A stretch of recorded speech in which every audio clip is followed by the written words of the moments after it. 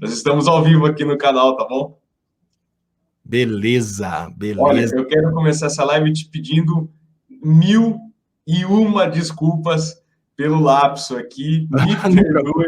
Eu nunca fiquei tão sem graça na minha vida. E a hora que eu cheguei, eu via a galera, cadê você? Cadê você? Eu falei, como assim, cadê você? Aí eu fiquei, o que está acontecendo? Eu tô aqui. Quando eu vi, foi um lapso aqui, eu me confundi. E perdão aí por conta de alguma forma ter te atrapalhado aí, tá bom? Não, Cris, não atrapalhou, não. Eu tive a oportunidade de fazer aqui um bate-papo domingão com a galera. Foi legal. Né, tratamos de vários assuntos e ainda tive essa oportunidade de começar a live no canal Leonardo Stoppa, até para convidar o pessoal para passar de uma live para outra, para a gente crescer os canais. Agora eu vou só tentar tentar baixar minha cabeça um pouquinho aqui, porque Okay. eu tô vendo que tá cortando a minha careca por causa da sua moldura. Não, se não quiser, eu tiro até a moldura aqui. Não, não precisa tirar a moldura não, rapaz. Aqui, ó. Ó. Oh. Altas tecnologias aqui. E como estão as coisas, Cris?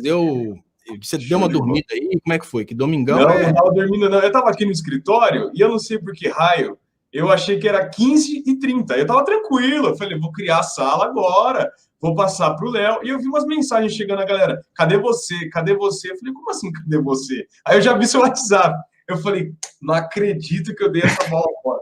Esse negócio de pandemia deixa a gente meio perdido, a gente fica meio... Você vai, faz um monte de coisa, não é? Isso é totalmente real. Vou te falar, eu vou te contar uma coisa. Essa madrugada, eu peguei o canal Léo Stoppa, que eu tenho dois canais, né? O canal Leonardo Stoppa e o canal Léo Stoppa. As pessoas que estão nos dois canais, elas esperam, obviamente, um trabalho de militância política. Sim. Aí eu pensei, falei, quer saber de uma coisa? Eu vou pegar o canal Léo Stoppa e vou transformar esse canal já no Linha 743, para o Linha 743 já começar grande. E aí eu fui e transformei e criei um novo canal Léo Stoppa. Já avisei, ó, no canal Léo Stoppa é só brincadeira, é só coisa pessoal. Aí essa madrugada aconteceu um milagre, Cris. A Luísa dormiu antes das 4 da manhã. E aí o que aconteceu? Com a Luísa tendo dormido antes das 4 da manhã, fomos eu e a Jennifer fazer uma live no canal Léo Stoppa. Aí ficamos até quase 5 da manhã brincando, tocando violão e tal. Então eu acordei, eu pensei, eu tenho que pôr o relógio para despertar pro horário da live do Cris, mas eu apaguei também, para aproveitar que é domingo. Acordei 3 da tarde. Então domingo realmente é um dia diferente. Mas obrigado mais uma vez, perdão pelo lapso, mas obrigado pela paciência aí e pela oportunidade de estar falando com você, te ouvir é sempre muito bom, tá? Você é um cara, você mó tranquilo, ô Cris, ó, tô aqui e tal, e eu, meu Deus do céu, que mancada, eu aqui já, e aí parece que quando você tá com pressa, o StreamYard não abria, a câmera não ligava, eu, oh meu Deus do céu, aí eu vi no YouTube, enquanto o Cris não vem, eu falei, vamos falar, porque tem aquela música, né? Vou passear no bosque. Aí eu lembrei da música, vamos falar de política enquanto o Cris não vem. Tá pronto, seu Cris? Aí o que é o mais importante, você tá bem. Não, eu tô bem, graças a Deus, tá tudo bem. Agora, você falou desse canal 743, é da música do Raul Seixas, do Metrô 743? Exatamente. Olha, eu tava assim, o que tá acontecendo, Cris? Nós reclamamos disso há um certo tempo, né? Muitas pessoas estão sendo simplesmente cooptadas pelo sistema, comunicadores importantíssimos do campo progressista, eles estão sendo levados pelo poder do dinheiro. Agora já tem até o Clube do Dória, que está oferecendo uma grana para canais e comunicadores progressistas para não falarem do Dória, tem as regras do Clube do Dória. E aí, o que eu pensei? Vamos fazer um canal para as pessoas que ainda estão dispostas a resistir, que estão dispostas a não cair no Clube do Dória. Eu lembrei do Metrô Linha 743, que na época eles pegavam e torturavam quem pensava, né? Hoje a tortura é diferente, a tortura não é pegar e arrancar a cabeça e matar e botar fogo no corpo, não. A tortura ela é financeira.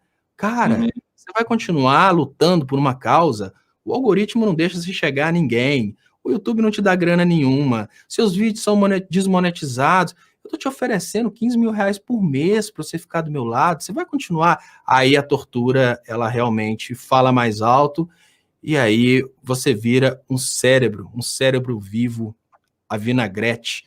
Mas o problema todo é que, ainda que você não tenha sido tiete, você passa a ser tiete, então você para de falar o que o povo precisa ouvir e começa a falar coisas que o seu público quer ouvir, mas não o que ele precisa ouvir. Aí você mantém a sua renda, você ganha muito mais do que antes, mas em compensação o Brasil vai cada vez afundando mais. Então, Linha 743 é uma ideia de portal de notícias, mais um canal para aglomerar pessoas como você, como a Anita Blian, pessoas que não têm medo de falar o que precisa realmente ser dito, né? Essa é a ideia. Mas está nascendo aos pouquinhos. Inclusive, você já foi convidado para o Linha 743 várias vezes, você só não sabe disso porque você não estava assistindo o programa. Não, tamo junto. É uma satisfação para mim. Você, Léo, é uma pessoa. A primeira vez que eu ouvi assim esse debate tão bem feito a respeito dos algoritmos foi naquelas oportunidades que a gente teve de fazer algumas lives há algum tempo. E você é uma referência. E parece que recai sobre você uma responsabilidade quase que histórica, né, de estar à frente desse processo, que não é fácil, porque encarar as tendências impostas pelos algoritmos, isso exige uma militância porque ela traz, inclusive, desgaste, traz... É complicado, porque é fácil você tirar... Principalmente, né, Cris? Mas você está indo muito bem, eu fico muito feliz com essa iniciativa e ela com certeza vai dar muito certo, porque a gente tem que confiar no senso crítico das pessoas. As pessoas querem informação de verdade, querem informação que respeite o senso crítico delas. E você está à frente desse processo com muita competência. E eu não falo isso para tietagem, não. Eu falo isso porque eu realmente acredito que você está à frente desse processo e está indo muito bem. Isso inspira outros canais, né? Você já é uma referência na YouTube Esfera. Quando você se coloca dessa forma, você inspira outros canais que estão começando, inclusive o meu, né? Comunicadores a fazer um trabalho sério e não ficar aqui pagando pau, né, sendo reféns do algoritmo. O que você falou é brilhante. Hoje você não precisa de censura. Você esgana o comunicador na grana, né? Aí o cara é obrigado a seguir a hashtag do dia, a falar o que agrada um fã-clube, né? Então, o clickbait. Estamos vivendo a era do clickbait e da ditadura da audiência. Sem contar os cancelamentozinhos, né? Porque hoje, se você não falar aquilo que eles querem que você diga, você é cancelado. Tem um cancelamentozinho também, que é um outro processo aí de ditadura da audiência. Eu lembro que quando aconteceu aquele caso da Mari Ferrer, eu só falei, só trouxe uma informação a respeito da conduta culposa e da conduta dolosa, porque a gente não tem no Brasil a tipificação penal estupro culposo, ou seja, não existe estupro culposo no Código Penal, mas qualquer conduta ela pode ser culposa ou dolosa, o que significa que existe a conduta estupro culposo, mas não existe o estupro culposo no Código Penal. E as pessoas leigas na área de direito, tem três tipos de pessoas: o leigo na área de direito, o consciente de má fé, e tem, obviamente, o esclarecido, e que tem o caráter de falar a verdade. Se o imbecil soubesse que na hora que ele compartilha a ideia não existe estupro culposo, ele está indo do lado do estuprador, ele nunca faria isso. Porque é exatamente por não existir estupro culposo no Código Penal que o cara foi inocentado. Porque não existe a tipificação penal estupro culposo. Ou seja, quando o lacrador acha que está lacrando ao escrever não existe estupro culposo, ele está reafirmando a tese do Ministério Público. Aquele cara precisa estar liberto porque não existe estupro culposo.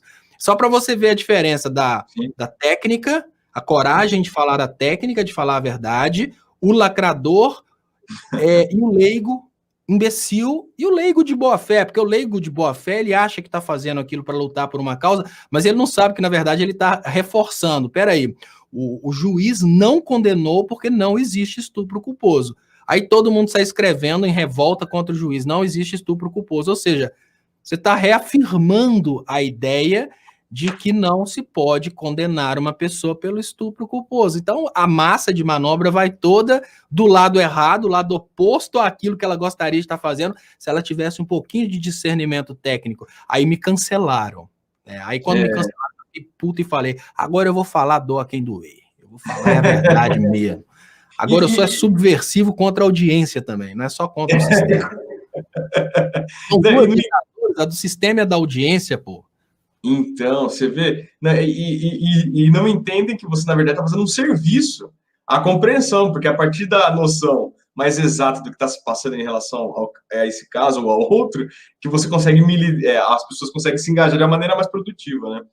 Ô, Léo, acabou de chegar um comentário aqui sobre, não vou achar porque são muitos, mas falando sobre a questão do coronavírus, né, é evidente, sobre as fake news, né, e a gente está diante, eu queria muito te ouvir, porque eu estava acompanhando a sua live agora anteriormente, né, e você estava falando sobre a questão do coronavírus, até lógico que é uma pauta muito importante, fundamental nesse momento, e a gente está diante da possibilidade de uma segunda onda no Brasil, se é que a gente já passou pela primeira, mas especula-se que a segunda onda pode ser muito avassaladora aqui no nosso país.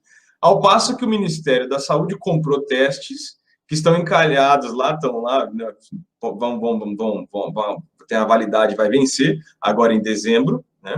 E o Ministério sequer conseguiu, de fato, aplicar, distribuir esses testes. Eu queria uma avaliação sua de como foi esse processo aqui no Brasil, em comparação a outros países do mundo, e se você acha que essa segunda onda, nesta segunda onda, as autoridades vão ter mais capacidade de liderar o país, de fato, no esforço sanitário, para que a gente passe por essa segunda onda do coronavírus de melhor forma em comparação à primeira, né? Cris, eu tenho muito mais medo da segunda onda do que da primeira, porque a segunda onda ela vai acontecer num momento muito distante das eleições. A maioria dos políticos não está preocupado com o ser humano, está preocupado só com o voto. No início, eu tinha muito medo de falar isso, muito medo, porque determinadas coisas, quando a gente fala, as pessoas falam, nossa, esse cara é muito louco, ele é da teoria da conspiração. Mas no início, desde o início eu comecei a pensar, será que essa doença não está sendo usada? Se ela foi criada para isso, eu não sei. Mas será que ela não está sendo usada no Brasil para o governo usar como um pano de fundo para, obviamente, ir privatizando tudo, ir entregando o Brasil, entregando o patrimônio e também reduzir, obviamente, o número de pessoas que são beneficiárias do INSS? Ou seja, será que não é uma vontade do governo ver pessoas mais frágeis morrendo? Porque qual que é a grande realidade? Temos pessoas ricas morrendo por causa da Covid-19? Sim, mas isso não é a regra.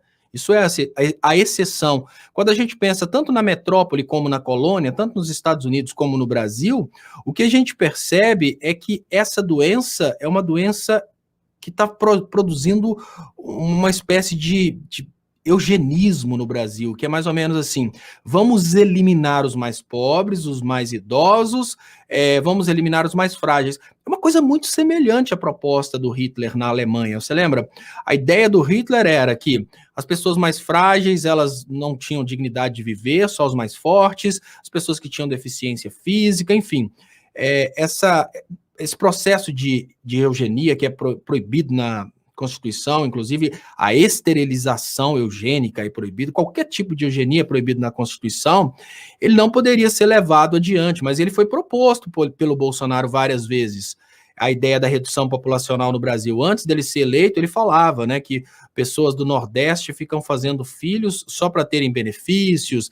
Esse discurso é um discurso muito vazio, porque a capacidade de produção do país é diretamente proporcional aos seus recursos de produção, e o ser humano é fator de produção. Ou seja, quanto maior a nossa população, mais medo a gente apresenta para o resto do mundo. Então, o resto do mundo quer reduzir a população brasileira. Então, quando a gente pega duas coisas ao mesmo tempo, a gente pega o governo federal, que é o que tem uma maior capacidade econômica e tem a capacidade diplomática, ou seja, o governo federal, no final das contas, é quem tem a capacidade de dizer se vamos ou não receber determinada vacina. Por mais que a gente tenha, por exemplo, as propagandas do Dória, fechando isso, fechando aquilo, no final das contas, quem bate o martelo é a Anvisa.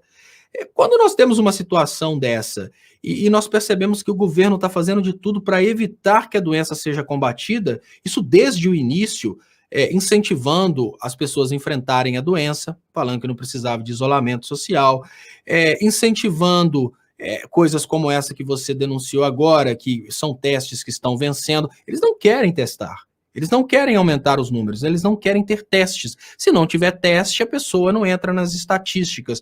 Tudo isso traz uma ideia de que é intenção desse governo fazer uso dessa doença para diminuir o número de pessoas no Brasil. E quando a gente começa a pensar no Brasil da época do ex-presidente Lula para o Brasil de hoje, a gente vê que politicamente isso faz sentido. Veja bem, o Brasil, na época do ex-presidente Lula, considerava cada cidadão brasileiro como um fator de produção e também como um agente econômico. Ou seja, além do governo ter dado o status de ser humano para qualquer brasileiro, ele incluiu esse brasileiro na dignidade. Então, é ser humano mais dignidade, dignidade da pessoa humana. O cara tinha direito de consumir, de trabalhar e, obviamente, ele passou a exercer seus direitos humanos. Nesse momento, as pessoas passaram a ser vistas como bem-vindas no Brasil, porque estavam todas trabalhando, estavam todas produzindo. Depois que nós tivemos o processo de lavajatismo com o aecismo, que derrubou completamente a indústria nacional, causou o maior desemprego da nossa história, essa crise toda, a população brasileira ela já se torna um peso para o governo, porque é uma quantidade muito grande de aposentados que estão causando, obviamente, um ônus, né, para a Previdência, uma quantidade muito grande de pobres agora, pessoas morando na rua, que o governo tem que pensar como que vai fazer para solucionar.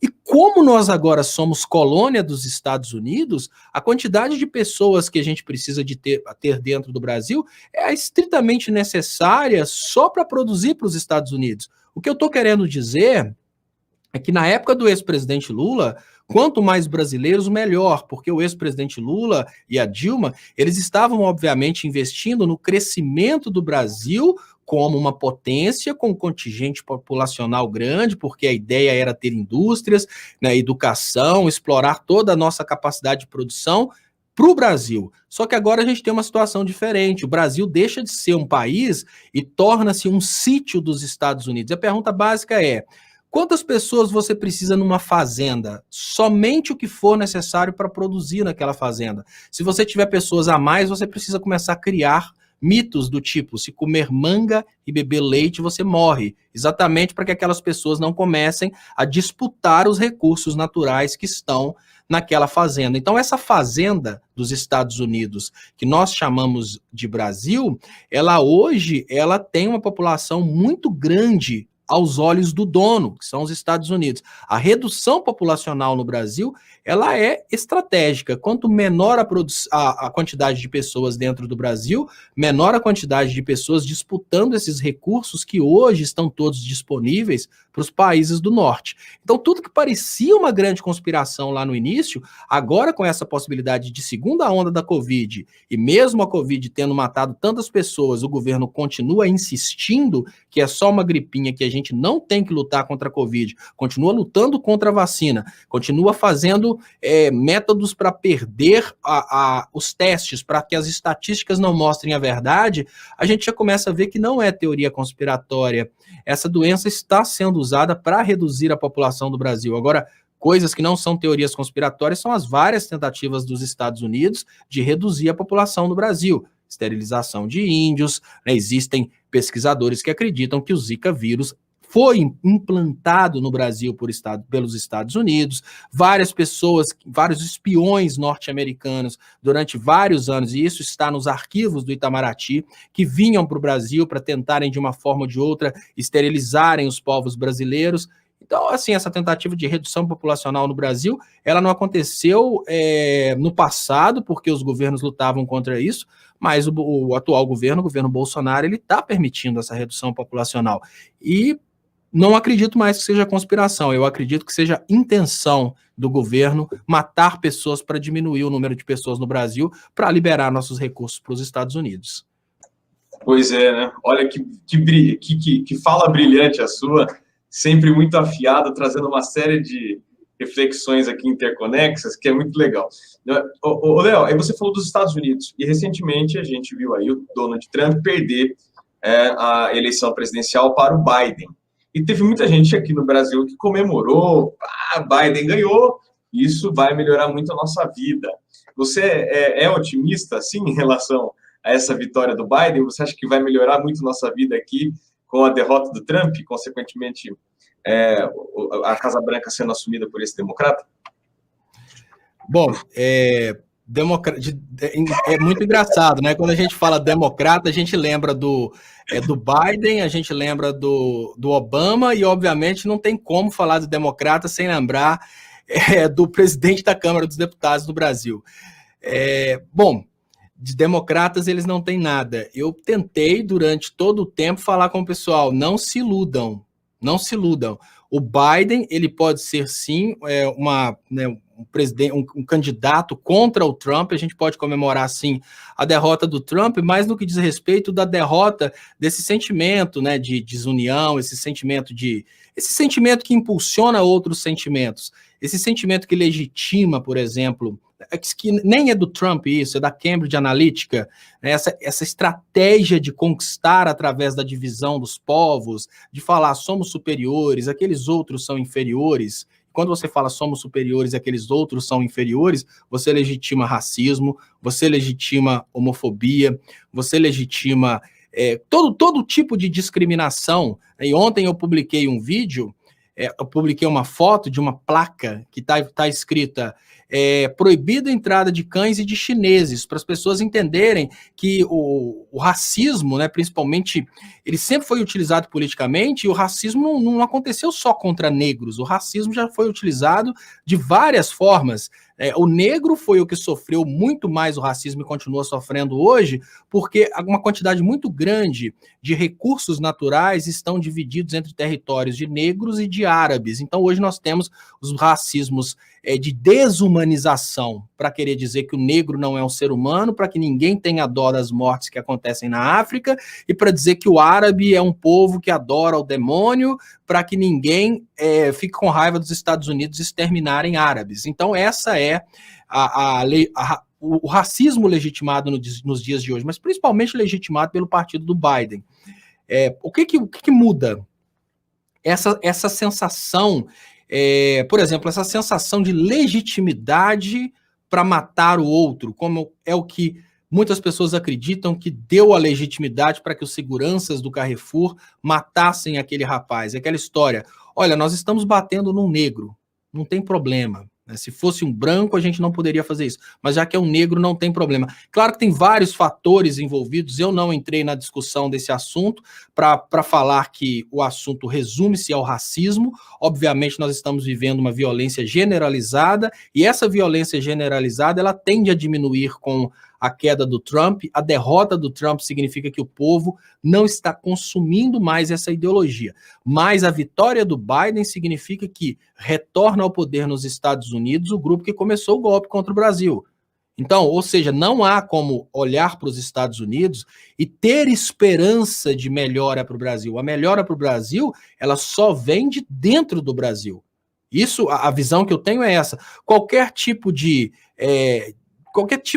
mira nos Estados Unidos como sendo uma possível solução para a política interna brasileira, ela é utópica, ela é ilusória. A nossa solução, ela encontra-se aqui, na politização do nosso povo, na pressão sobre os tribunais superiores para devolverem os direitos políticos do ex-presidente Lula, porque isso é uma questão de democracia, seja você favorável ao Lula, seja você favorável à renovação. Enquanto a gente tiver dentro de um país um poder judiciário que tem condições de decidir se você pode ou não pode votar em alguém, a gente tem um controle da democracia. Esse controle da democracia cria percepção de não democracia.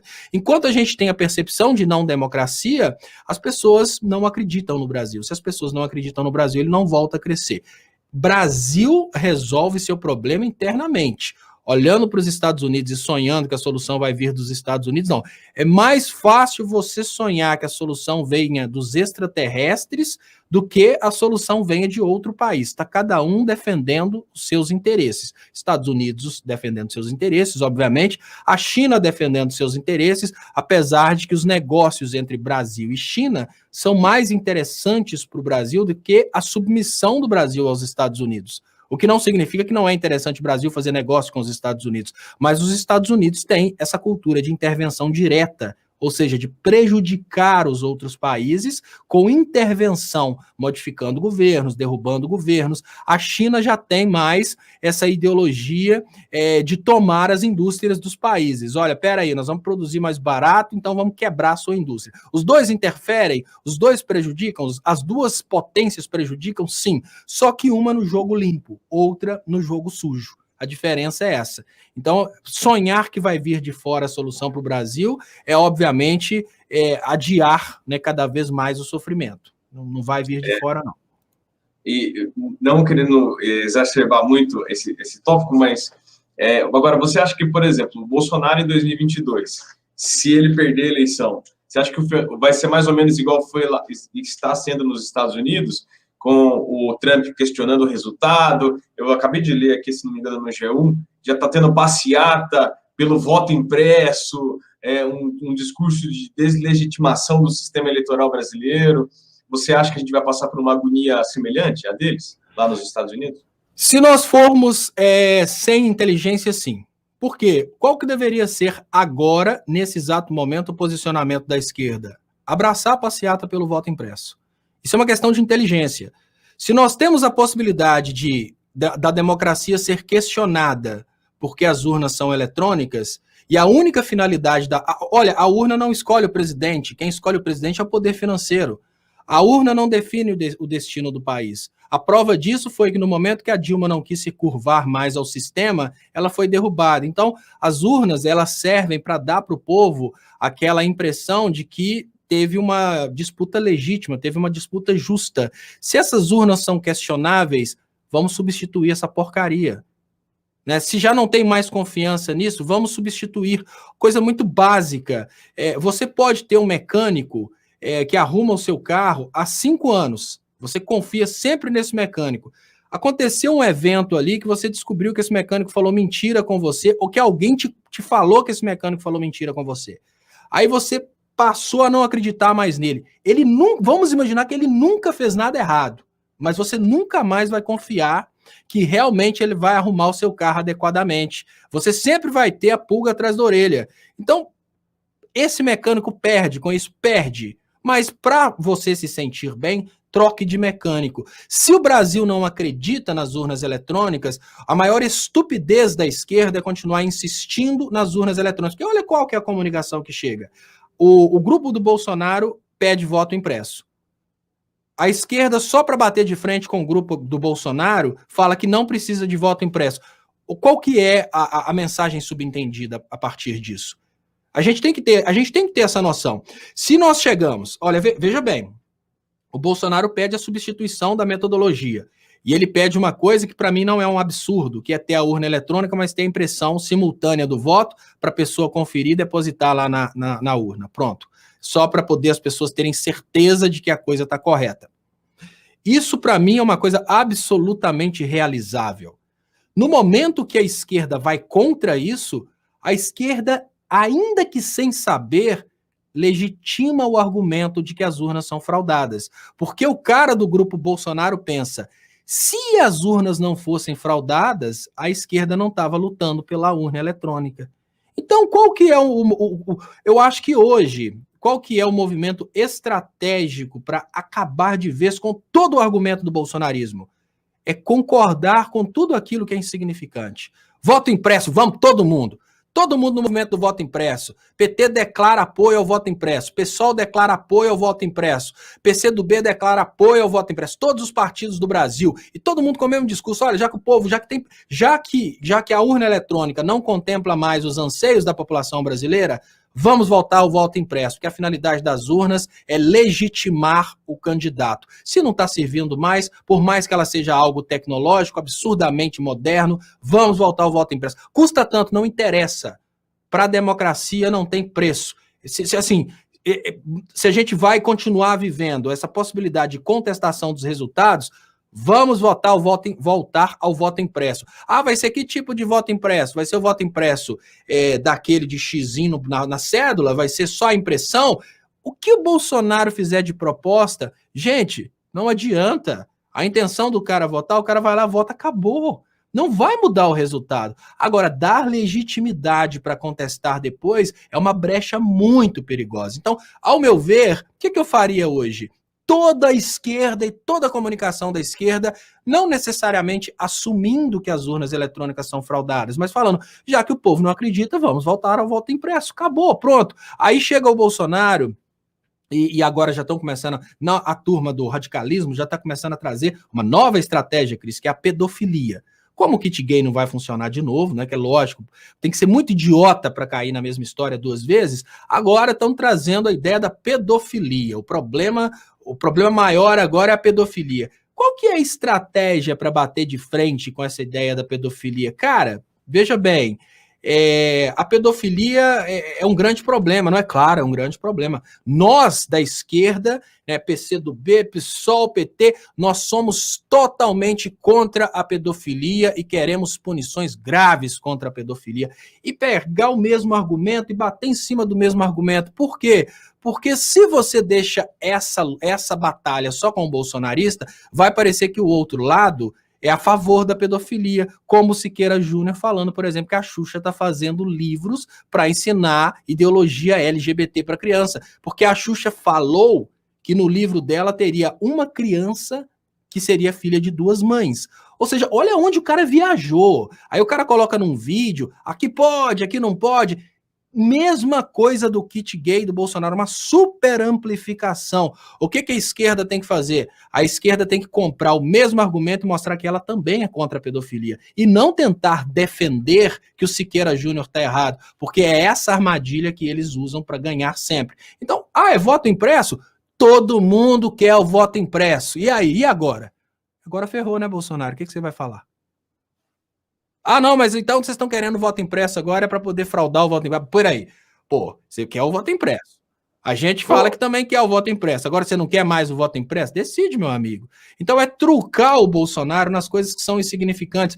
Parar com essa coisa de contestar só porque é o Bolsonaro. Porque quando você contesta só porque é o Bolsonaro, lá no coração da pessoa nasce aquela ideia. Peraí, a esquerda está contestando o voto impresso, está querendo a urna eletrônica. Faz sentido o que o Bolsonaro está falando. Ou seja, sem querer, nós estamos legitimando o argumento aecista, que nem é do Bolsonaro, de que as urnas são fraudadas. Pois é um caso de a gente vai ter que usar daquela psicologia reversa, né? Que a gente faz com criança, assim, não vai, esse remédio você não pode tomar. Aí a criança, eu vou tomar. Não, não é para tomar. Eu vou tomar. Então tá bom, então toma. É mais ou menos por aí. Porque, olha, eu tava aqui pensando, falei, poxa vida, né? A essa altura do campeonato, a gente tendo que se debruçar sobre temas. Tomar ou não cloroquina, tipo, que é uma coisa... Eu fico assim, por que a gente tá...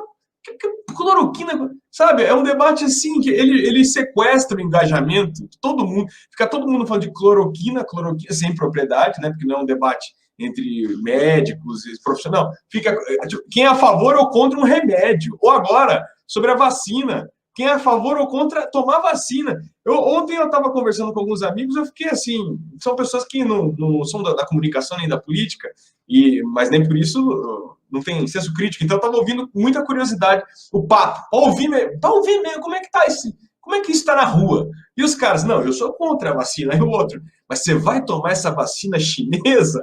Eu falei assim, meu Deus, ou a gente ia tendo que debater aqui sobre voto impresso ou não. São umas coisas que tomam uma relevância tão grande no debate público e como você falou, são coisas meio insignificantes no meu entendimento. Né? Assim, não sei se... vacina é muito importante, claro que é muito importante falar de vacina, mas a forma como se dá esse debate é meio... Eu falo, cara, onde que isso vai chegar? Né? Essa parte de você... sabe que o último capítulo do livro, eu trago uma proposta, a ideia do livro Comunicação Política... Comprei, viu? Eu preciso até ver onde que eu comprei não chegou ainda. Vou ter que ir lá. Eu queria pedir desculpas pelo atraso. Eu até vou contar aqui um segredinho aqui. Teve a parte relacionada aos impostos. Na parte relacionada aos impostos, eu tentava explicar de todas as formas para o Sálvio que se a gente ficar falando que todos os impostos são transferidos para o consumidor, a gente vai legitimar a conversa da direita e do MBL, ou seja, a gente vai estar apoiando o fim dos impostos. E os impostos, a gente fala no livro, que são usados para a redistribuição de renda. E só essa questão dos impostos aí foi uma discussão de 2 semanas, e no final das contas, o ponto de vista ficou dividido, né, entre o ponto de vista do Salve e o ponto de vista meu. Aí eu fui pedir, Salve, manda o livro, que eu vou fazer uma revisão, fiz toda a revisão do livro e tal, passei a madrugada inteira fazendo a revisão do livro, etc, etc, etc. Aí eu mencionei o Fernando Henrique e mencionei o fato de que o Fernando Henrique defendeu na academia uma coisa completamente diferente daquilo que ele aplicou na prática. E aí o Salve foi e procurou na internet uma versão, uma interpretação da teoria da dependência, e ele foi e colocou aquela interpretação da teoria da dependência dentro do livro. Eu falei, Salve, mas essa interpretação da teoria da dependência que você tem é a imposição dos Estados Unidos, ela não é a interpretação crítica. Vamos tirar isso. Aí foi mais 2 semanas discutindo se vamos tirar ou não vamos tirar um parágrafo. E o Salve, ele é muito orgulhoso, muito vaidoso, ele falava, me convença. Salve, mas isso não tem nenhum valor para o nosso público está esperando, obviamente, são as coisas para a gente saber debater, saber... Para que a gente precisa ficar brigando por causa da teoria do Fernando Henrique? Aí ele mandou um artigo para mim da teoria do Fernando Henrique, uma resenha, eu mandei para ele o livro inteiro, né, porque eu estou fazendo mestrado sobre esse assunto, eu mandei o livro inteiro, falei, eu li o livro todo, eu estou fazendo mestrado sobre isso. Tira isso, não tem valor nenhum para o nosso público. Nosso público precisa entender de técnica de comunicação. Aí o livro atrasou 1 mês por causa dessas vaidades, e aí não falo que arrependo de ter feito o livro, claro que não, muito importante. Se o Salve não tivesse tido essa iniciativa, a gente não teria tido o livro, mas essas vaidades, elas atrasaram o livro em 1 mês, chegou, infelizmente, depois das eleições, que é o que a gente não queria, mas no final do livro, tem uma teoria que eu fiz uma proposta, que assim, no final das contas, nós mudamos o nome para palavras mais bonitas, mas a teoria seria resumida entre estupidez cicloalimentada, que é mais ou menos assim, e fala exatamente sobre a cloroquina. No início, você toma o posicionamento do Bolsonaro, porque você é bolsonarista, e defende a cloroquina. Você não sabe de nada, mas você toma aquele posicionamento. Em contrapartida, o cara de esquerda, porque ele tem que ir contra o Bolsonaro, ele também não sabe de nada, mas ele vai contra a cloroquina. E aí começa isso. Chega um momento em que esse cara de direita, ele vê as pesquisas e ele já se convence que a cloroquina não funciona. Mas ele não pode falar isso, porque os amigos todos estão defendendo a cloroquina. Só que todos os amigos já perceberam que a cloroquina não funciona. E aí os amigos começam a olhar para aquele cara e pensar, esse cara é um idiota, ele ainda continua acreditando nisso. Eu só falo que acredito para não decepcionar esse cara. Ou seja, você gera uma versão moderna da espiral do silêncio. Isso acontece na esquerda também. Aí vamos imaginar que tivessem saído pesquisas mostrando que a cloroquina funciona, mas o cara da esquerda vai querer olhar só para o lado de que não funciona, e às vezes, todos os colegas já se convenceram que funciona, mas ele fica naquele ciclo e a sociedade toda perde, porque todo mundo passa a ver todo mundo como idiota por causa dessa coisa de colocar emoção na frente da razão, na frente dos dados. E isso é uma técnica. Quando você consegue criar as condições para essa ignorância cicloalimentada, você joga uma semente de uma erva daninha que dificilmente você vai conseguir exterminar, que é o que está acontecendo hoje. A gente vê nas urnas que o Bolsonaro foi derrotado, mas nas pesquisas as pessoas não conseguem ter coragem de falar que são contra o Bolsonaro. Pesquisa de opinião, o Bolsonaro tem uma rejeição baixa, se a gente fosse imaginar o que ele está fazendo, ele teria que ter 100% de rejeição. Vamos pensar 99% de desaprovação. Quando a gente vê as pesquisas, como assim esse cara tem essa aprovação toda? É porque a erva daninha da estupidez cicloalimentada, ela é tão forte que as pessoas não conseguem voltar atrás. Mas quando a gente vê o russomano nas urnas, a gente percebe que o poder do Bolsonaro não é tão grande assim. Ou seja, as pessoas mudaram de ideia, mas elas pensam, eu não posso assumir que mudei de ideia, porque senão meu colega vai se decepcionar comigo. E o outro colega já pensa, esse cara é um idiota, será que ele não percebeu ainda que ele está errado? Essa espiral do silêncio que está governando a política brasileira hoje. E é preciso falar sobre essas teorias, é preciso conscientizar as pessoas sobre a existência disso, porque você tem que furar essa espiral do silêncio. No momento que você fura, o outro cara tem coragem de falar, eu também já penso assim. sabe? Principalmente nas igrejas, quando todo mundo já notou que o pastor é um pilantra, é um safado, é um corrupto, e tá na hora de todo mundo se unir, às vezes, e sair daquela igreja e montar outra, mas ninguém tem coragem, que ele pensa, se eu falar, eu vou ser expulso, só eu. Mas todo mundo já percebeu aquilo. E assim por diante. Essa espiral de silêncio, ela é uma teoria de análise comportamental, mas ela, usada, como você falou, em engenharia reversa, ela é fortíssima e é ela que causa esse fenômeno que a gente vê hoje, da existência ainda de bolsominions. Como é possível contemplar a existência de pessoas que conseguem apontar para o governo Bolsonaro e falar que está melhor que antes?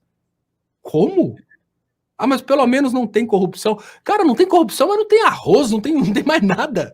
Tá, tipo, assim, não tem corrupção. Não tem corrupção porque você não tá vendo corrupção, mas... Não tem nada, tá tudo certo. Não, é uma coisa básica. Se você pegar um doente, o cara tá doente. Você quer acabar com a doença, mata o cara. Mas não tem mais nada, mas também matou o cara. Assim, matou o país, destruiu o país. Não tem mais nada. Né? Exterminou absolutamente tudo. O cara tá com febre, você quebra o termômetro e fala, curei a febre, matei o doente. É o que eles estão fazendo, segurando os testes da Covid. Não é? Não, eu acho muito legal, fico muito entusiasmado com esse seu trabalho, porque ele é fundamental para uma virada de mesa, eu digo aqui até democrática, realmente democrática, aqui no Brasil, para que a gente recupere alguns valores e parâmetros civilizacionais e políticos mínimos. Né? A gente precisa entender que as redes sociais estão estimulando essa polarização sem qualidade, né? Porque não é uma polarização com conteúdo, é uma tensão na sociedade, né? Você tem famílias se desagregando, pessoas que não conseguem conviver, tá todo mundo se achando um outro idiota, e não é assim que a gente cria um ambiente saudável. E olha, o que você está falando aqui me inspira a uma reflexão, uma percepção. O que acontece? Para nós, né, que somos democratas, que estamos... a gente está na resistência, né? Estamos na resistência e não é raro que seja assim. A gente precisa de um ambiente político saudável para conseguir debater, inclusive sobreviver. Num cenário de pau e pedra, a gente tem desvantagem. Então, às vezes, aqui no canal, o pessoal quer que a gente fique chamando o outro de fascista e não sei o quê. Quando tem propriedade, quando tem motivo, a gente até fala isso. Mas eu não posso ficar tratando as pessoas que não necessariamente não são de esquerda ou não são... ou que não votaram na esquerda, ou que, sei lá, mano, se não votaram em ninguém, chamando todo mundo de idiota, burro, gado o tempo inteiro, porque você é uma forma errada de se comunicar.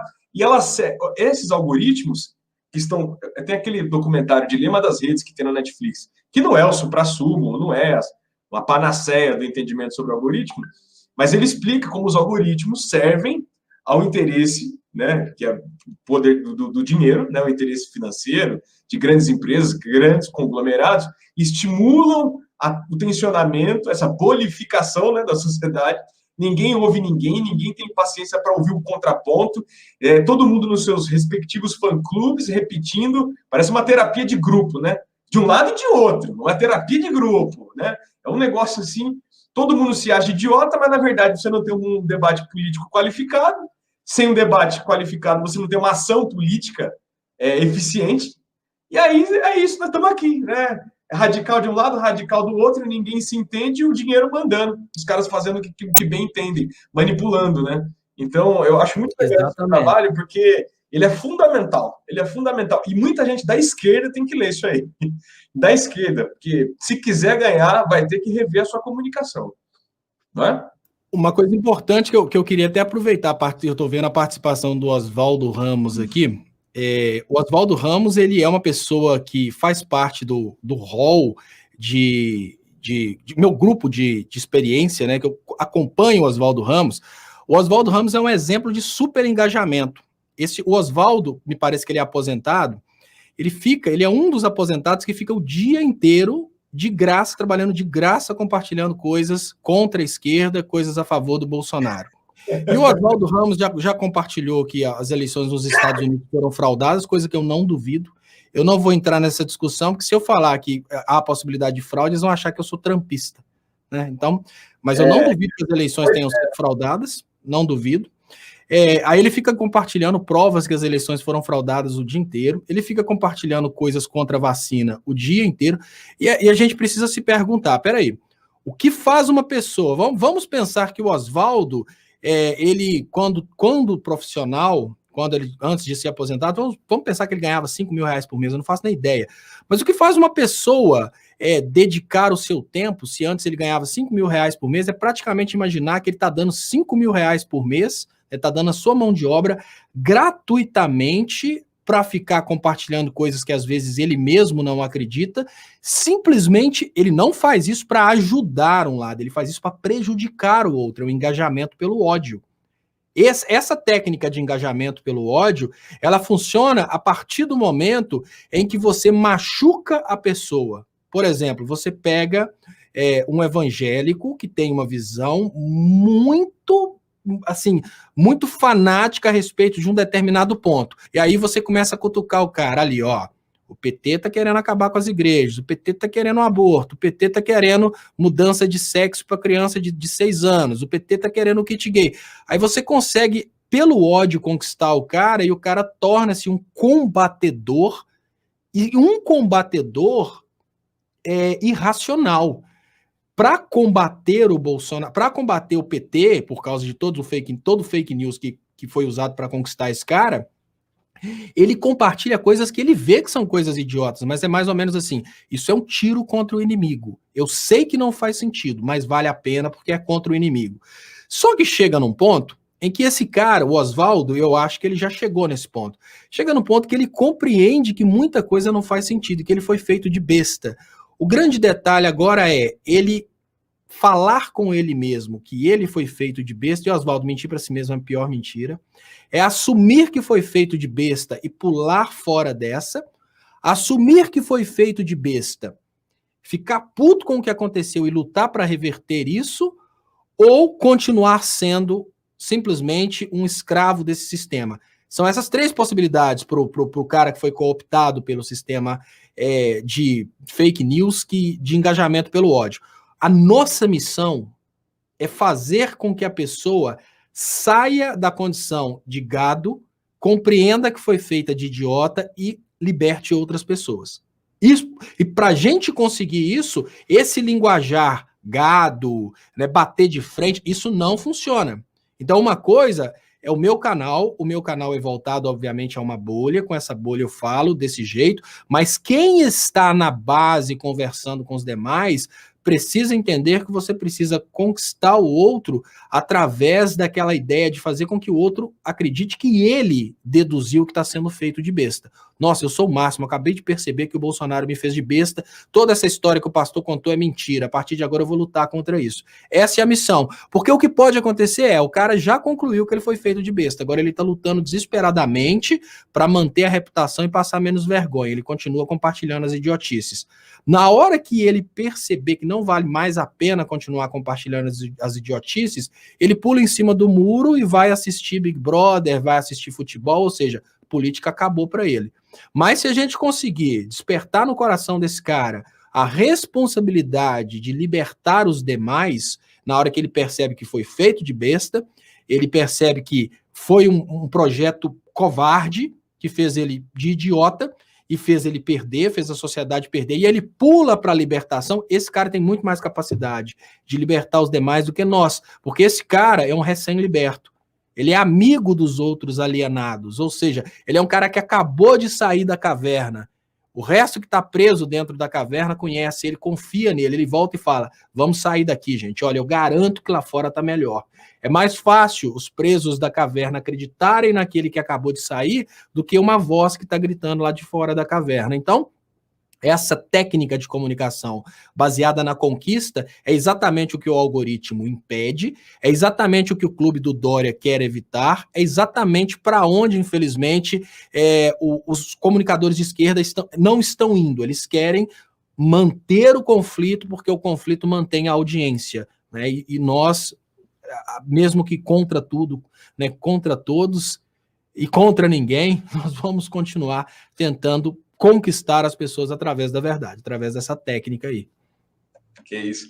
Léo, eu como eu cheguei atrasado, então eu não vou abusar mais da sua boa vontade aqui no horário, mas achei muito legal tudo isso que você falou. Só antes da gente finalizar essa live, que está um sucesso, e eu gosto muito de falar com você, você é um cara muito legal, fala, você consegue sintetizar coisas muito difíceis em frases muito objetivas. Eu acho isso muito interessante. Não por acaso tem tanta gente também te cumprimentando e te parabenizando aqui no chat. Gosta muito de você. Mas eu queria aproveitar um pouco dessa oportunidade aqui para colher de você uma impressão, mesmo que rápida, né? Porque eu sei que deve ter muita coisa que você pode falar sobre isso, né? Mas eu não quero justamente ser abusar da boa vontade da sua amizade. Mas uma leitura sobre o cenário eleitoral de 2020. Se você acha, como é que saiu a configuração? Tem muita gente dizendo que o Bolsonaro perdeu, né? Se você acha isso, se você acha que isso é suficiente, né? E desse uma pincelada um pouco mais especial a respeito do caso da capital, de São Paulo capital, com a ida do Guilherme Boulos para o segundo turno, né? Uma visão aí do que você acha que pode sair dessa disputa aí, né? Bom, Cris, essa hora é a hora que as pessoas ficam tristes, né? Porque eu não faço análise otimista. O Bolsonaro não é o maior problema do Brasil. O maior problema do Brasil é o liberalismo voltado à exportação de commodities.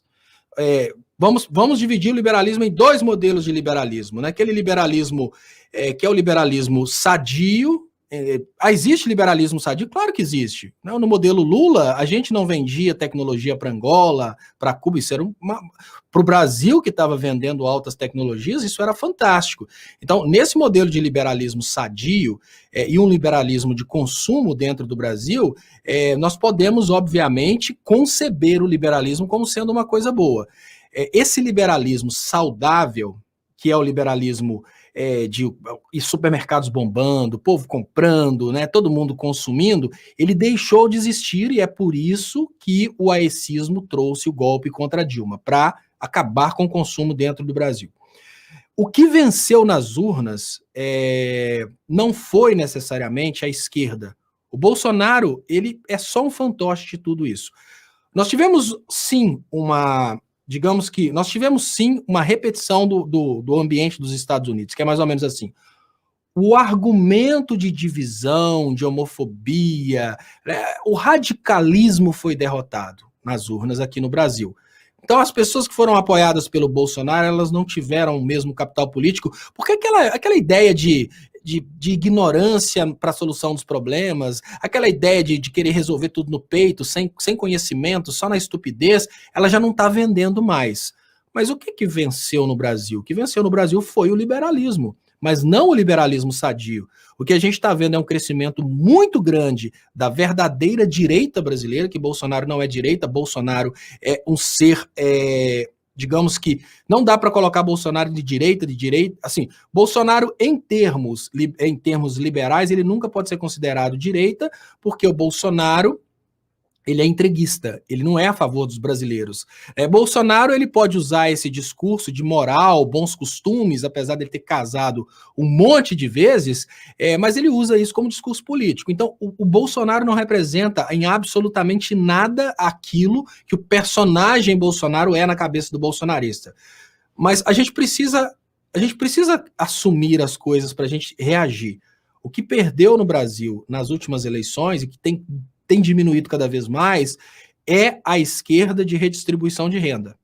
O que está nascendo no Brasil hoje é uma pseudo-esquerda, que é um povo que fala contra racismo, contra homofobia, fala de uma forma leve, de uma forma delicada, mas em contrapartida é contra a redistribuição de renda, ou seja, é a esquerda liberal. Como existe esquerda liberal? Existe!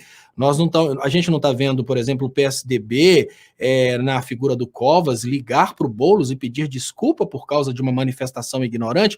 A ideia do clube do Dória agora é desvincular o Dória ao golpe, desvincular o Dória ao antipetismo, ao antilulismo, a desvincular o Dória do bolsonarismo. Então, hoje nós estamos vendo um crescimento dos liberais educados.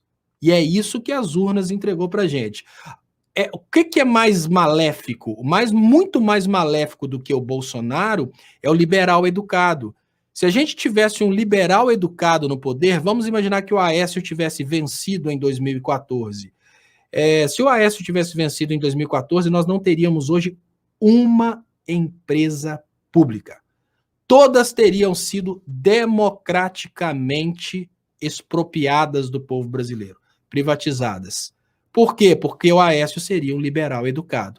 Como nós temos um entreguista assustador no poder, tudo que ele faz chama atenção, as pessoas vão às ruas, tem gritos e etc.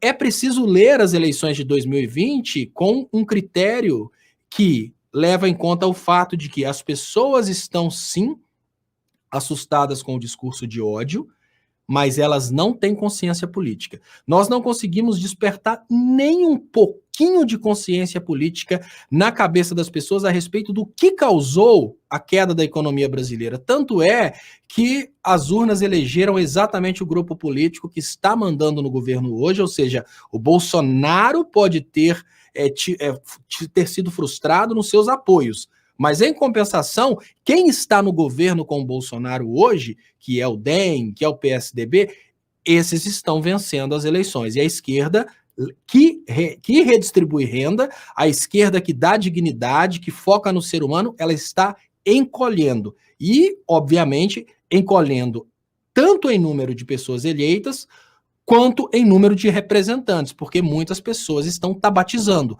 Olha, já que esse povo não quer mais saber de redistribuição de renda, vamos partir para o liberalismo, vamos defender um mundo mais liberal, né? Não é assim não é isso que esse povo quer? Então, eu olho para o Brasil e vejo um futuro de mais fome, mais desigualdade social e, obviamente, um fenômeno que a gente não via no Brasil, que é redução de população. Eu acho que agora a gente vai ter condições de começar a ver a população brasileira reduzir. Ela só estava crescendo. A economia, obviamente, vai continuar estagnada para os mais pobres, ela pode crescer para os mais ricos, mas para a população mais pobre ela vai diminuir, o que significa que o PIB pode crescer, mas qual parte do PIB que está crescendo? O PIB rural, que representa alguns agricultores, e o PIB nas mãos do brasileiro, e o salário real, tudo isso vai diminuindo. Então, as eleições de 2020, elas mostram para mim que em nada o povo entendeu o que está acontecendo com a economia brasileira. O povo continua votando ou por medo do discurso do ódio, ou por medo do comunismo, mas sem saber absolutamente nada da diferença entre economia voltada ao ser humano e economia voltada ao dinheiro. Nós temos muito trabalho pela frente se a gente quiser virar esse jogo, porque nós não conseguimos nem fazer cosquinha ainda na consciência política brasileira. Pois é, complicado, né? Complicado. E eu tenho um certo receio, você já abordou isso em alguns comentários no seu canal, não é nem receio, é uma constatação que me preocupa. Antes, quando você falava da esquerda, você pensava, a esquerda tem identidade com o trabalhador, e no caso era o trabalhador industrial, né? Aquele cara do sindicato, do chão de fábrica, que pegava parafuso, jogava na máquina e boicotava o patrão. E as grandes manifestações e as greves com Lula e tal. Hoje você tem uma sociedade completamente diferente, ainda mais a brasileira, com uma massa enorme de pessoas trabalhando em aplicativos de entrega, que acham que não tem patrão, não tem identificação mais com o sindicato, nem se veem como trabalhadores, se veem como empreendedores. E a esquerda hoje se reduz, não é demérito, mas a gente precisa reconhecer que ela deu uma diminuída, há uma camada da intelectualidade, profissionais ligados à cultura, ao que se restou do movimento social, o que não é pouco, o que não quer dizer que não deva ser respeitado, não e tal. Mas para ganhar a presidência de um país, talvez a gente precise de um pouco mais, né? E vai ser complicado organizar esse pouco mais aí. E achar, né?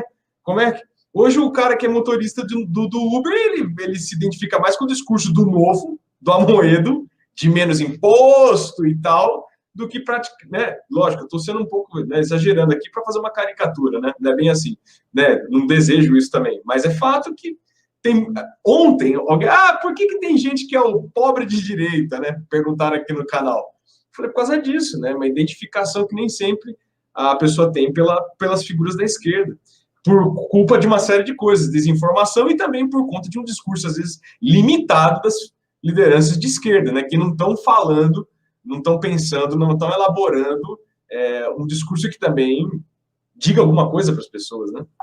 Você não acha? Exatamente. A esquerda ela está vivendo hoje um conflito muito difícil. Os políticos de esquerda, a comunicação da esquerda, eu posso dizer que grande parte dela já desistiu. Grande parte da militância na comunicação chegou à conclusão que ou eu abraço de vez a ideia de que o povo é ignorante e vou simplesmente dar lavagem para esse povo e vou abraçar o clube do Dória para eu ganhar dinheiro, ou então eu vou ficar lutando desse jeito para o resto da vida e não vou conseguir absolutamente nada. Já entre os políticos hoje está um conflito muito grande, que é mais ou menos assim, ou eu aceito o liberalismo, né, e continuo falando que sou de esquerda, mas vou aceitar o liberalismo, ou então eu vou sumir. É um exemplo muito interessante que o Requião deu. Há poucos anos atrás, quando a Marina Silva falava em autonomia do Banco Central, a esquerda toda se levantava como um exército para criticar a Marina Silva. Agora nós tivemos aí todo mundo praticamente... nós não tivemos grandes lideranças brigando contra essa questão da autonomia. Tudo bem, nós tivemos votos contra essa questão da autonomia, mas e a luta real contra essa questão da autonomia? Eu nem estou entrando no mérito se a autonomia é boa ou ruim. O que eu estou falando é a diferença do discurso de alguns anos atrás para o discurso de hoje. Se a autonomia vai ser boa ou ruim, o tempo vai mostrar. Eu não estou entrando nesse mérito, mas eu estou entrando na incongruência do discurso. Você pega um canal de esquerda há um ano atrás, quando ele ainda fazia militância, ele acreditava na população, ele estava falando uma coisa. Você pega o canal de esquerda que já abraçou o Clube do Dória, já está recebendo lá, de acordo com seu alcance, né? Eles oferecem 5, 10, 15, até 30 mil reais por mês, só para não bater no Dória, não associar o Dória, tem as regras do Clube do Dória. Você vê que eles mudaram completamente o discurso. Agora, a ideia é colocar, tipo assim, o grande inimigo do Bolsonaro é o Dória, o grande inimigo do Lula é o Bolsonaro. Quem fez o golpe não foi o Aécio, foi o Bolsonaro e o Temer. Ou seja, estão distorcendo completamente a conversa na cabeça das pessoas de esquerda e, infelizmente, essa situação vai levando cada vez mais o Brasil para uma situação de liberalismo aceito, né? A população na fome. Assim, o caminho que nós estamos seguindo hoje, o máximo que ele vai conseguir nos levar é para uma estabilidade política à la FHC, que é um presidente que ninguém contesta e 300 crianças morrem de fome por dia, mas ninguém fala a respeito disso porque a mídia está feliz.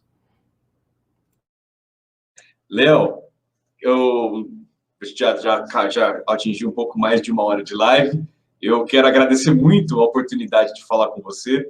É um prazer muito grande ficar falando aqui contigo, mas eu quero abusar aí da sua boa vontade, que já me atendeu, mesmo com todo esse atraso no começo da live. Muito, muito obrigado, viu, pela oportunidade de falar com você e parabéns pelo cara que você é. Sempre gentil, mas sempre também muito afiado, muito sagaz nos seus comentários e de uma humildade também que me impressiona.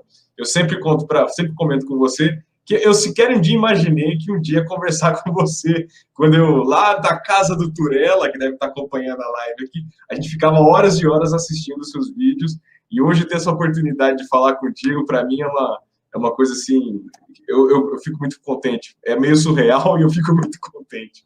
Mas obrigado. Eu diria que eu me sinto orgulhoso de você ter se unido, né, de você ter integrado ao time e principalmente de você manter essa dignidade, né? Vamos fazer muitas lives ainda, vamos fazer umas lives aí junto com a Anita Blian também. A Anita Blian está mais voltada à política externa, então quando a gente for falar de política externa, vamos chamar a Anita Blian e vamos, né, obviamente, vamos começar a fazer umas lives também. Essa live, inclusive, eu vou baixar e vou colocar no Linha 743 para o pessoal já começar a ver o estilo do Linha 743 e vamos começar a programar um trabalho aí de conscientização política, porque se a gente não fizer isso, obviamente, não que a gente vá conseguir mudar o mundo, mas se a gente não fizer isso, a gente vai se cobrar isso no futuro. E olha a tranquilidade que a gente vai ter, né, de falar para os nossos netos, eu não estava desse lado. Esse país acabou, mas eu estava do outro lado, dá uma olhada aqui, eu avisava isso desde lá do início. Então, eu fico pensando hoje como vai ser vergonhoso para os descendentes do Oswaldo pensarem a palhaçada que ele fez, e eu já penso, nossa, a minha prole não vai estar envergonhada, ela vai olhar e vai falar, esse cara lutou, os meus amigos, o Clube do Estopa, todo mundo vai falar, estávamos lutando do lado certo, ainda que tenha dado errado, nós estávamos lutando do lado certo, mas dá para dar certo. Tem jeito ainda, ou seja, dá para a gente virar essa situação. É conscientização política e não tratar o telespectador como um imbecil. É falar a verdade, doa quem doer. O telespectador, ele, obviamente, né, internet espectador, ele tem condições de receber a verdade, ainda que ele passe um pouquinho de raiva, ele some um pouquinho, depois ele vai ver, não é que lá atrás esse cara falou que o Bolsonaro não ia cair, eu fiquei com raiva dele porque o outro canal falou que ele ia cair, eu fui para o outro canal, mas ele não caiu, ele estava certo, eu vou voltar para lá porque no final das contas o outro canal estava me enganando para ganhar audiência. Aos poucos isso vai acontecendo, o povo vai percebendo que a verdade dói, mas ela é mais viável. Sem dúvida. E conte comigo, né, nesse portal 743, tá bom? Já estou me auto-oferecendo aqui. Você já faz parte desde a concepção, desde a ideia, você já faz parte. Você, o Anitta Blian, vocês já fazem parte do Linha 743 desde o momento que eu percebi, desde o momento que eu recebi a proposta do Clube do Dória, eu falei, alguma coisa precisa nascer como alternativa, né? E não aceite a proposta quando ela chegar para você, por favor. Não percam tempo. Que eles nem percam tempo. Por dinheiro nenhum no mundo. É o que você falou. Essa vergonha eu não vou dar para meus netos, não. De entrar no Clube do Dória, jamais. Meu neto não vai jogar isso na minha cara, não. Exatamente. Olha, tem um seriado interessante que uma pessoa que não conhecia o neto, um seriado Netflix, a Jennifer vai me mostrando só os pedacinhos políticos, porque eu não tô na correria, o cara pegou e chegou, né, e herdou todo o legado lá do bisavô dele, e a vertente do cara era uma luta contra o preconceito aos homossexuais e tal, e o avô dele era um super conservador, e ele não sabia, ele saiu colocando o retrato do avô dele numa festa de inauguração, me parece que do hotel dele. Aí parece que a prima dele chegou e falou, você tem noção de quem era o nosso avô? Aí ela contou, aí ele entrou em pânico e saiu tirando tudo, mas enfim, eu não quero que isso aconteça, obviamente, no futuro, né? Estão registrados, a nossa luta está registrada aí, e se a fome realmente perpetuar, porque voltar ela já voltou, mas se ela perpetuar no Brasil, nós fizemos nossa parte e, obviamente, nossos amigos, nossos seguidores, nossos parentes vão se orgulhar da gente, principalmente quando eles perceberem que a gente estava tentando fazer a parte certa e eles estavam puxando para trás. Mas é isso aí. Muito obrigado, Cris. Obrigado a todos vocês do canal Cris, Grazina, quem estiver escutando, quem estiver assistindo, né, a repetição do Linha 743, se inscrevam no Cris Grazina, se inscrevam no Linha 743 e vamos nessa, vamos na luta. Muito obrigado. Agradecer a você, que é uma grande referência, um analista político da melhor e maior qualidade. Muito obrigado pela oportunidade, mais uma vez, de falar contigo. Viu? Uma satisfação muito grande acabar te ouvindo e aprendendo muito com o que você disse. Muito legal. Foi uma leitura muito... Quem assistiu aqui percebeu, de muita qualidade sobre a nossa realidade. Obrigado, viu, Léo? Muito obrigado mesmo. E, galera, se inscrevam no canal aí, quem não for inscrito. Estou já fazendo um convite aqui. O Léo falou do Portal 743, falou do livro dele. Eu acho que são trabalhos que merecem a atenção aí dos nossos inscritos. E estamos aí nas redes sociais. Qualquer coisa é só procurar a gente no Instagram, LinkedIn, Facebook. LinkedIn não, LinkedIn é profissão, pô. Facebook, Instagram e tudo mais. Eu nem tenho LinkedIn, por sinal. É isso aí. Obrigado, Léo. Tchau, pessoal.